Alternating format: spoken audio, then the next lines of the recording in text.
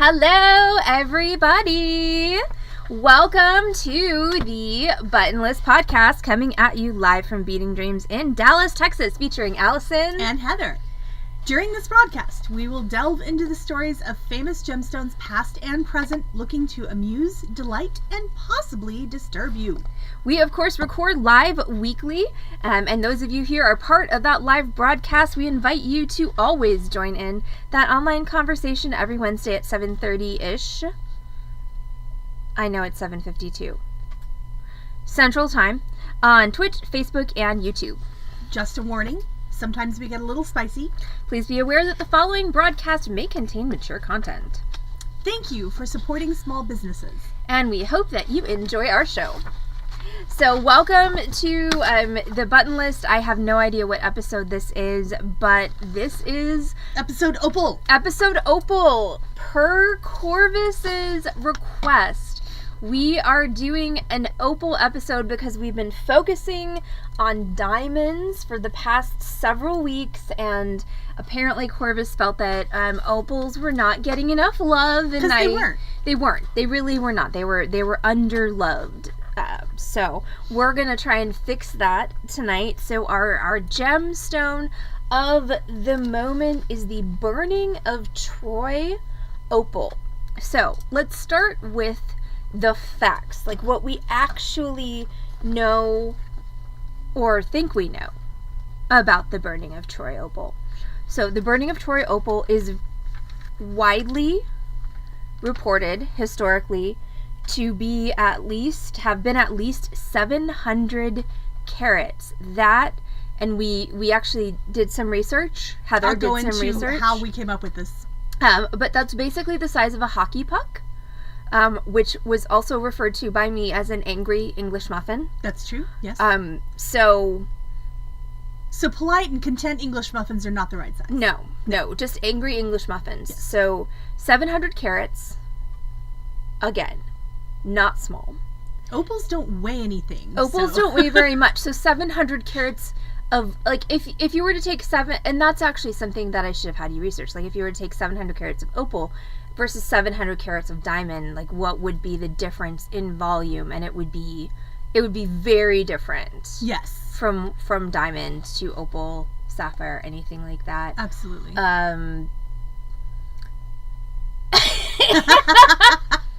Were they saying loud? So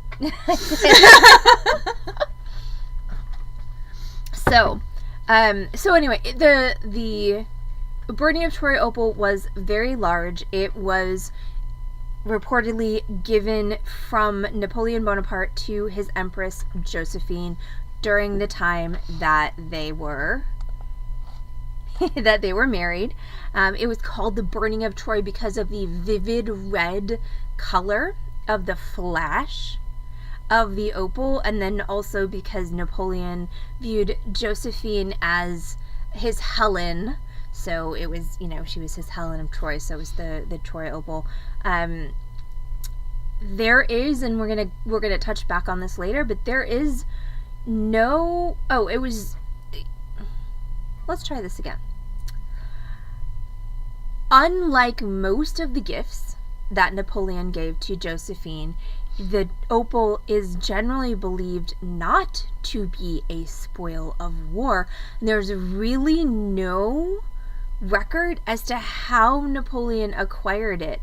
It was originally thought that the opal was mined in Hungary, but current gemological theory actually has it placed in the mines of Honduras. So how did it get from Honduras to Napoleon? Literally, nobody knows. There's no record of how he came by this opal. It was not a spoil of war. He did give it to Empress Josephine, and again, it was called the Burning of Troy because of its vivid red color. But there is also no extant visual record of this opal. She was never painted nor drawn wearing this opal. So all we have are narrative accounts of this particular stone, which is very interesting, and we're going to get again into that. A little bit later about how, possibly a couple of opals were confused, but we're going to start with what exactly are opals, Heather? So opals are interesting beasts. So they're silicate. They're made of SiO2. Technically, they're actually in the quartz family. So they are acrystalline or non-crystalline quartz. So opals are called a mineral because historically they've been considered a mineral since before we... This is why I gave her this part. before we knew about crystalline structure being an important part of minerals. Because opals are amorphous. They don't actually have a crystalline structure. Now, we're going to talk in a minute about a different structure that opals have that is very important. But they don't have any directional optical properties or anything like that. So what typically happens is opals form when silica soup, so a hot silica-rich solution, permeates veins and voids that are Can already... I eat the silica soup? Yes. No. Would it be wise? No. Okay. No, I don't want to eat a silica soup. It just is not... Okay, just checking. It's not, I guess, technically going to kill me or anything, but it's also not going to nourish me a whole How lot. hot is it, though? I feel like it might actually kill you. I need it to cool down before I can eat it, yeah. But opal forms when the soup kind of soaks into existing rock structure. So depending on where in the world the opal is from, you get things like boulder opals like you find in Australia, or in Honduras. One of the reasons they think it's different, Honduran opals have a lot of sandstone in them because of the area in which most of the opals formed. Opals almost always form in igneous or sedimentary areas, so they're not metamorphic rocks, which is understandable. They transformed by cooling rather than by being heated. So one of the really cool things, though, about opals is their structure. Once all the little silica bits have settled down into a pattern. So you've got a couple different kinds of opals. You've got precious opals and common opals. And the main difference between precious opals and common opals as far as structure of the rock is concerned is these little silica bits form these tiny little spheres. And, so Honduran opals are beautiful, but they're not quite as fancy as Australian opals or Ethiopian opals. But we're taking it way back. We are taking it way back. Yeah, so we're in what, the 1700s at this point, where the only two places in the world at this point that opals had been discovered by white people. Well, okay, yes. Was Honduras and Hungary. So they're really, they're still pretty, but they aren't typically quite as flashy as the opals that we get out of Australia. But opal deposits in Australia weren't discovered until the 1880s. Yeah. So they weren't even kind of available for Napoleon or Josephine. So... Because by then they did. Yes, exactly. He did, she did. All dead. Opal gone. This opal gone. Other opals not gone. Yeah. Continue. I interrupted you. So... With he did. I have no idea where I was, though. You're talking about the spheres, the way that the spheres stack.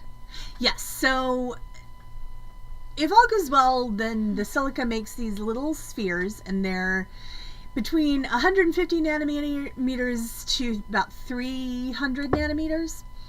And if they stack like oranges in a crate, essentially, so if they stack in a grid pattern, then you get a precious opal. If they just make a pile, like oranges in a crate that fell over, then they do not reflect like my the laundry. Light. Yeah. Yes, my laundry is also a common opal. my laundry's not even. We're not even going to talk about that. My laundry and my dishes are frequently common opals. Yeah. And even my cabinets do not make precious opals usually, but at least things in there are clean. So what's very interesting to me is that the size of the spheres dictates what part of the visible to humans color spectrum the opals reflect. So what's happening is that the space between where the oranges are, so if you've got the little silica oranges, the space in between them is roughly the same size as the spheres themselves. And the space in between is what it enables the light to pass through, and so white light passing through, it enables the visible spectrum to give off that play of light and that beautiful color and the fiery look to them. So opals that do not have that kind of orange crate structure to them are the ones that are still going to be, they can be opaque or they can be transparent or translucent, but they're not going to have that reflective property because they don't have the gaps that can make the lines where light can go through. So they still look really cool, and you can definitely have opals that are partially stacked and partially not, which is why you have opals where part of it's going to be really fiery and the other part's just going to be there and be cool looking because it's opal and that's what it do. But so the smaller the little spheres are, the ones that are closer to the 150 nanometer spheres, those are going to be on the purple end of the spectrum. So the GBIV area of the spectrum, and the ones with the bigger spheres are going to be on the Roy end of the spectrum. So red opals are the most rare, which would be the Burning of Troy. In theory, yes, it'd be the Burning of Troy. And the purple opals are going to be the most common of the precious opals out there. So it's pretty interesting, and that's how opals are the only ones that do this. It's the only stone out there in the world that does this. And then according to history, the Burning of Troy was actually a black opal. So what makes opals black? So what makes opals black is the nature of the base rock in which the little spheres live. So based on the chemical composition of the rock around it and what type of rock it is. So, like I said, some are sedimentary and some are going to be igneous. So you're going to have some that have more pyrite and chalcopyrite, which are going to be darker. Others that don't have those, so they're going to be lighter. So you can be anywhere from a really dark black all the way to a really white, and that's why opals appear across the spectrum. Now, all of this play of light reflects better against a more black background. So the darker the opal is, the more precious it is. Hello, Sylvan. So yes, all of this is just fascinating to me, and I love that opals have just kind of been grandfathered in as minerals. They're like, yeah, they're minerals, sure. They're gems, but they're not minerals. Like pearls. Pearls are precious gems, but they're not. Technically not minerals. No. They're not Technically, ice is a mineral, is that Technically, correct? ice is a mineral, yes. Yeah. Like actual ice. Yes, naturally forming ice. Now, ice in your freezer, not a mineral. Ice on the street, definitely a mineral. Currently, there is no ice forming in my freezer because my freezer is still broken. Well, there's also no ice on the street, so you're fine. You have exactly as much ice. That's because it's 88 degrees, because it's Texas in March. Yes. So anyway, And so what exactly is like the cool sparkly effect in opals? Like, what's the proper term for that? Play of color is actually what it's typically known as, and it's caused by a couple different phenomenon. No. Acute phenomena? Yes, a couple different phenomena happening at the same time. Diffraction and interference. And the interference is what gives you exactly what color. Sorry. Phenomena. I'm sorry. Continue with the edumacation. So, the opals essentially work the way prisms work. So the light will go in and then is diffracted, and what colors become visible are based on the interference. And there's the phone. So we're just going to talk about something not in a. So we're going to talk about something not important for a second, so that Corvus can cut this part out. Yes. Heather really did say, "Should we turn off the phone?" And I said, "No, it's not going to ring." And then I also said, "If it does ring, Corvus is going to be mad." And so here we are. So Corvus, I just want you to know that Heather's on your side, and it's my fault. But we're just gonna talk about something that's not importante for a minute. And yeah. Okay. So phone. I still blame Talifet. I blame Talifet for all the phone calls. That's fair.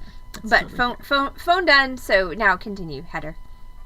So the diffraction is just what happens when the light goes through the opal itself, and the color that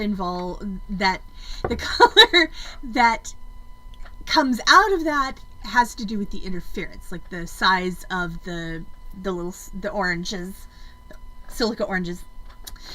So so you get opals that make lots and lots of colors, and so it's like if you had like a perfect prism to diffract all the light, but then there was some texture on the prism, so that essentially, yeah, only some of the light got shot back at your eyes. And that sounds very aggressive. I wasn't trying to make an aggressive metaphor there. But well, remember that the size of the gaps between the spheres is roughly the size of the spheres themselves, which means only part of the visual or the visible spectrum can get through if it's smaller. So the smaller the little nano things are, then the others, the red and orange and yellow, are interfered with, and so you only get part of that spectrum coming through.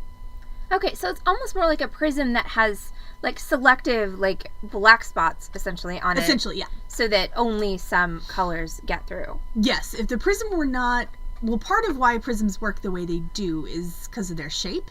So if it were a prism of not quite the right shape, you wouldn't get the full spectrum. Mm-hmm.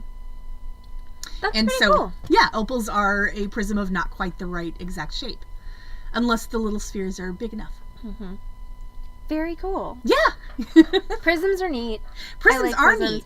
I have a crystal perfume bottle that sits on my bathroom windowsill, and the top of it is faceted, and it makes a perfect rainbow when the light hits it the right way. That's awesome. Oh, and I also wanted to explain how I got to the angry English muffin size of the. So knowing that the burning of Troy purportedly was Angie. Yes, Angie. It's really knowing the burning of Troy was 700 plus carats. I did a little research on how much opal in a carat and all that size-wise. So the largest opal ever found was the Olympic Australis, found in Cooper Pedy, which is in Australia, obviously. That was found in August of 1956. And Corvus, sit down. This thing is 17,000 carats. 17,000. That's a lot. That's a lot of carats. That's about 7.5 pounds. Or 3.4 kilograms. That's like a baby made of opal. It is like a baby made of opal. Yeah. Like an actual infant, but Yes. if it were made of opal. Yes. And it is about 11 inches long, about 280 millimeters, 4.75 inches high, so deep, so 120 It millimeters. really is the size of a baby. It really is, and about 4.5 millimeters, or 4.5 inches, or 110 millimeters wide. So Wow.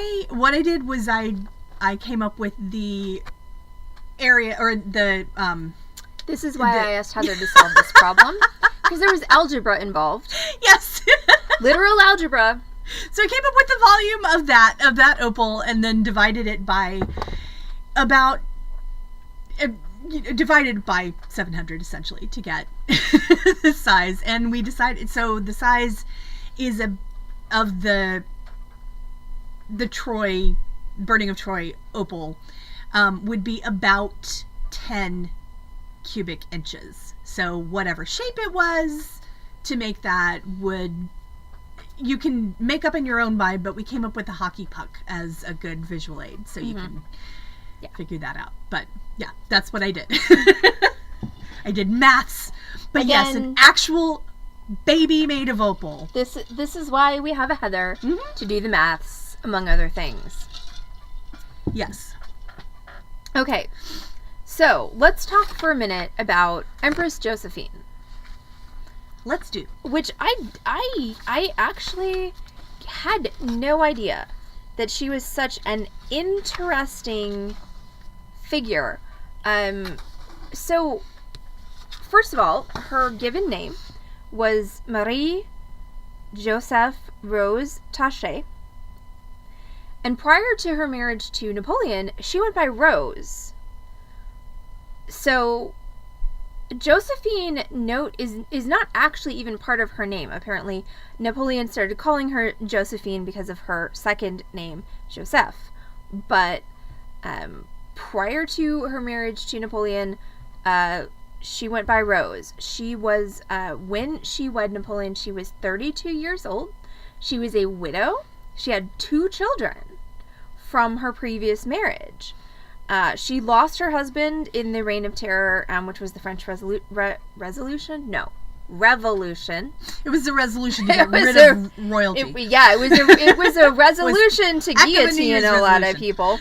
And she was in prison awaiting execution, and Robespierre fell, and she did not get guillotined, but she was like this close. Like, the only thing that saved her from getting beheaded after her husband was seriously luck. Mm-hmm.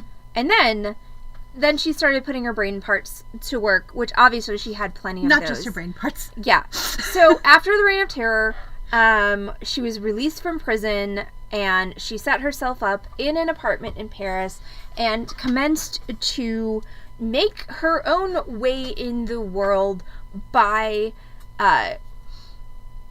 having a series of affairs with powerful politicians. So she basically, she slept her way to surviving and thriving. And eventually she wound up in an affair with Napoleon's mentor. And once Napoleon's mentor had tired of his mistress, this was around 1795, he introduced her to his protege Napoleon, who was 6 years younger than her. And Napoleon was reportedly smitten with her. He was completely knocked off his feet, probably literally, by her prowess in the bedroom. She'd been practicing. She had been practicing, and she had obviously, honed her skills. So this is not us judging, by the way. No judgy. But she did a great job taking care of herself. Yeah. In one of the only ways she possibly could. Exactly. So Napoleon, since he was 6 years her junior, they were married on 9 March 1796. So that's about a year after their introduction, which is actually a little bit interesting because at that point, Napoleon was just a general, and it is speculated that had Napoleon's mentor known that Napoleon was about to crown himself emperor, that possibly he would not have, just delivered to him this, sex pot of an empress. Yes. Also, Josephine, in order to make things more seemly, fabricated on the marriage documents both her age and Napoleon's age. She subtracted 4 years from her age and added 18 months to his age so that they would seem to be very close to the same age when in fact they were not. 6 months apart. 6 months apart instead of 6 years apart. 2 days after they were married, Napoleon left to go lead armies in Italy. So, bye. But he said bye, Felicia. But yeah, but no, what he said was that he was full of you, meaning Josephine. He said, your image and the memory of last night's intoxicating pleasures has left no rest to my senses. So that's what Napoleon said upon leaving, or after leaving. He wrote, and and this is actually recorded, he wrote lots and lots of letters to Josephine, Josephine wasn't really enthusiastic in her responses. Like, I mean, she wasn't enthusiastic. It just not one for writing it down. I was gonna say the historical evaluations of her responses, the word tepid is used more than once. So there are also a lot of stories about the couple's many and varied affairs. So it is really not up for debate that they both had lots of sex with other people. What is he kept leaving her, so. Well, yeah. And so, I mean, you leave your wife and you go away, and yeah. I mean, so the various accounts that I read, like, some of them were fairly adamant that Napoleon and Josephine had kind of a, hey, you do you, I do me, we keep it all kind of on the down low. Exactly. I do him, you do her, you do her, I do him, as long as everybody comes back home, we're good. Yeah, like, so there are definitely a number of accounts that claim that they had kind of an agreement of, and there's even a story about Josephine walking into her maid's room one day and finding Napoleon there with his pants around his ankles, and there are guesses as to what he was doing with what was not in his pants. But and then there are other stories that are like, this affair almost killed their marriage and that affair almost killed their marriage. So who really knows what happened? Regardless, their marriage was not, or their marriage does not seem to have been harmonious, regardless of whatever their agreement had been as far as their sexual proclivities. In the various accounts that I read of the marriage of Napoleon and Josephine, words like tempestuous, tumultuous, passionate, intense, and violent are often used to describe the marriage. However, Napoleon was also known for showering Josephine with gifts, including the Burning of Troy Opal. So let's talk about opals, Heather. So opals have been known to certain peoples around the world for ages and ages, but the first encounter with royal people with opals occurred in 35 BCE. So that's a long time ago. It was a long time ago. So a Roman senator named Nonius came into the possession of a breathtaking gem mined in Slovakia, going back to the Hungarian mine, yes. Which was at the time the only source of opal in Europe. When Mark Antony who had just started to court Cleopatra, heard about Nonius's opal through their fellow politicians, he became adamant that it had to become his to bequeath to his beloved Queen of Egypt. Nonius refused him several times because that was his opal. Opal. No, I want the opal. I want it. No. My opal. No, my. No, I want it. My opal. I will give you $8,000 million. My opal. No, $8,000 million $50. My opal. $10,000 million. Still my opal. Okay. Unfortunate. So Mark Antony just kept offering him more and more money for this opal, hundreds of thousands of dollars in modern day currency. And Nonius said no, because it was his opal. Repeatedly. Yeah. Which did not make Mark Antony the happiest person in the world. What? You mean he was not a forgiving soul? He was never known for being the happiest person in the world. That's fair. Really. So he threatened to use his power to have Nonius stripped of all his worldly possessions and exiled from Rome. Rather than actually facing Mark Antony's ire, Nonius was like, okay, fine. So he fled Rome, leaving everything behind him except his opal. He's like, fuck you! Like, oh, screw you! Kiss my ass, dude! I'm leaving with the thing. So, it's been great! You can have everything else but this. My opal! Yep. So, there are varying stories about what happened after that. Like, some say neither Nonius nor his opal were ever seen again, and there's also story that the opal was buried with him, so Mark Antony couldn't even get it in the event of his death, and the two of them were exhumed later, and so yes, Nonius and his opal together forever, and, forever. Yeah. So Pliny the Elder. There's Pliny. In this podcast there's plenty of Pliny. There is so much Pliny. Yes. We always seem to come back to Pliny. We do. I mean, everything from that era does come back to Pliny. But his 77 AD text, Natural History of the World, which is not a book, it's many books. Because Pliny was a writer like Stephen King. Like, he could put out so many Charles pages. Dickens, was he getting paid by the word? No, okay, Stephen King has so many more books That's true. than Charles Dickens. Of course, Charles Dickens' length of time working was shorter. But, yeah, I don't know if Pliny got paid by the word or at all, actually. But, yeah.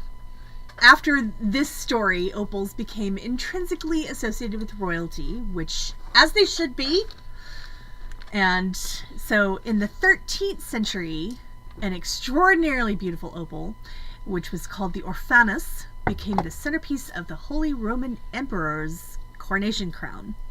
Orphanus was described as snow white, sparkling like a diamond, with incredible flashes of red wine-colored fire, meaning it was incredibly rare. That's supposed to say red wine, not I re-wine. That, yes. Re-wine. Yeah. Unfortunately for us, the orphanus has not been seen since 1350.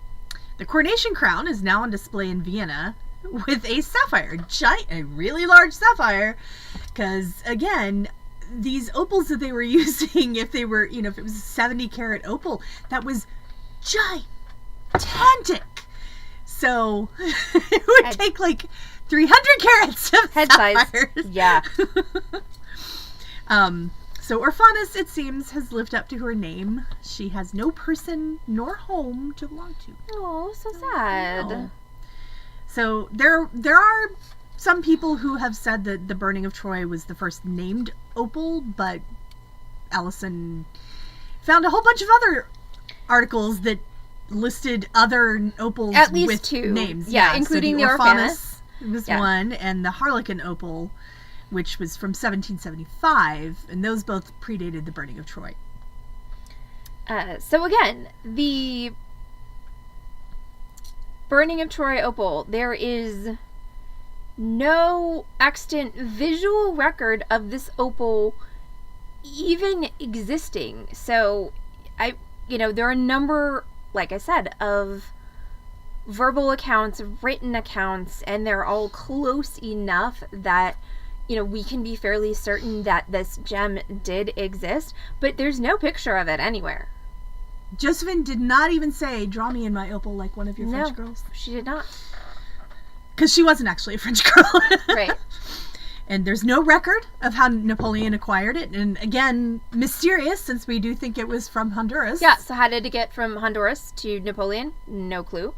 After Josephine's death in 1814, the opal disappeared for at least 100 years. And I'll get into that little bit of mystery in just a minute. Well, you can now. Okay. Because this is still you. Is it? Oh, it's all still me? Yes. Okay. So one theory is that Josephine's granddaughter-in-law, Empress Eugenie, who inherited a lot of Josephine's jewelry, was superstitious about opals and kept the burning of Troy under lock and key. And then, according to a number of the historical records that I read, the opal the burning of Troy supposedly reappeared right before World War I in Vienna and was actually purchased by the city. However, in those accounts, the opal is described as being over 2,000 carats, which is bigger than a hockey puck. That's 3 hockey pucks. That's 3 hockey pucks. So my personal theory, which is supported by a number of online scholars and writers, is that the Harlequin opal and the burning of Troy, the stories have kind of gotten mushed together, and that the opal that was actually purchased and displayed in the city of Vienna was the Harlequin opal and not the burning of Troy, which means that it is entirely possible that the burning of Troy opal has been missing since Josephine's death in 1814, and currently no one knows where the burning of Troy opal is. And like I said, there's not even It's at Corvus's house. It's at Corvus's house. I know it is. But, but here's the thing, is there's no extant information about the burning of Troy opal, so it could be at Corvus's house and no one would ever know. Mm-hmm. So what do we think? I'm just inviting some speculation here. So what do we think might have happened to the burning of Troy? Corvus is speculating that it might be in a private collection. Keiko wants to go dig up some royal corpses. Certainly a bold choice. So if it was actually the burning of Troy that appeared right before World War I, and then disappeared again during World War II, it's entirely possible that, considering where it was located, that it might have just been destroyed during the war. Opals are fragile. They don't really take well to being bombed. So... very few things do. Things do, yeah. So it is entirely possible that it was just destroyed during either of the world wars. Mm-hmm. But Heather, what do you think happened to it?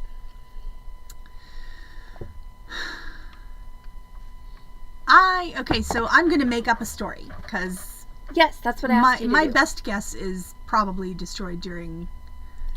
Either buried with someone or destroyed during bombings of some kind. Because, honestly, there were a lot of wars. There were a lot of wars. A lot of wars. But that doesn't mean it was just... so the worst case scenario is if an opal is bombed, is then you have a whole lot of opals. You have a whole lot of opal shards. Yes. Not necessarily actual, wearable opals. Well, some would argue that a hockey puck is not really wearable either. And that is something that I know I touched on, but where would she wear it? Yeah. There is not any there's not any extant evidence of how the opal was even set. Like, obviously a hockey puck's a little big for a tiara, but, like, was it a pendant? Was it a brooch? What, like, there's nothing that says how this opal was It could have been worn. like a prosthetic leg at that size. I mean, it's really, really big. It's really large. But anyway, continue with your story. So I think that the granddaughter sneaked it to somebody else who then just carry it around. This is my precious. Absolutely. So I think somebody has it and may not even understand what it is that they have. Like, this is a cool thing. I mean, we did actually talk this afternoon about, somebody's going to find it on Antiques Roadshow at some point. And like the Civil War sword that I saw on one episode where the thing is worth something like $250,000 because it was incredibly rare, because it was a reward to just a handful of the Union if somebody generals. Somebody did find the Burning of Troy, it would be worth way more than that. It would be worth. It would be worth yes, like $250 million. Right, but yeah. Hey, here's this rock that my grandmother's had sitting on her desk for 30 years. But anyway, the sword that I was talking about, the person who brought it in turned absolutely sheet white when they told him all this information about his sword, because he was like, we use it to cut the watermelon. That's amazing. So yeah, that's totally the best. I love it. Let's see. And the guy was like, maybe don't do that anymore. Yeah, does this paperwork have any value?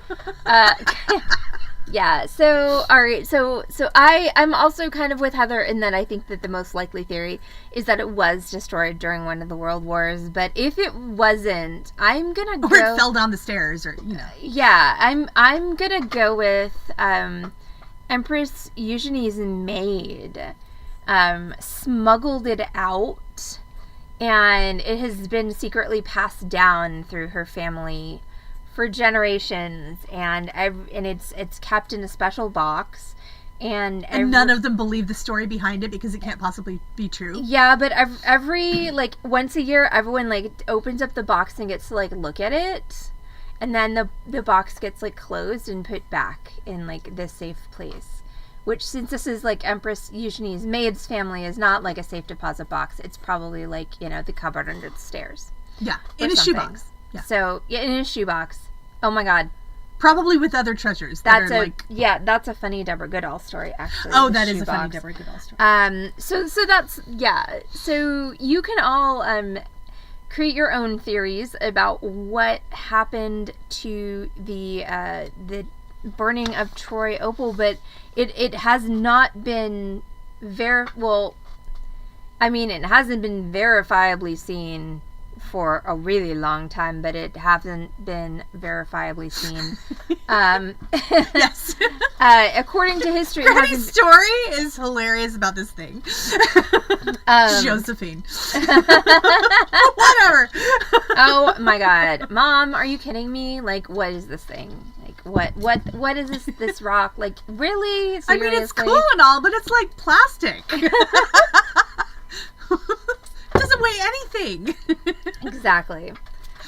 So yeah. So who knows? Who knows if it even still exists? Who knows if it got destroyed during the war?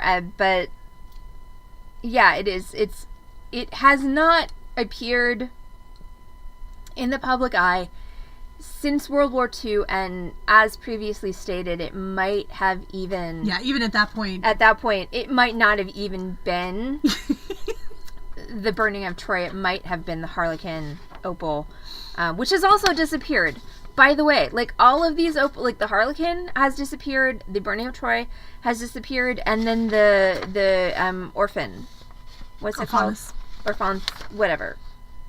Yes. The Alfonso. The alpha, yeah, has also disappeared. So I will say that this is something about opals is because they are 20% water.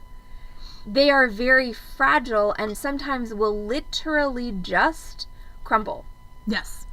So it is entirely possible that some of these very old opals have literally disintegrate.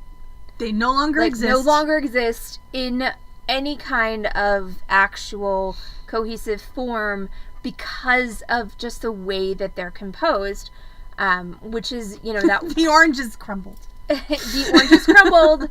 And the house of the oranges too. The house of the oranges, and they just, the oranges went everywhere, and now it's just a mess. Yeah.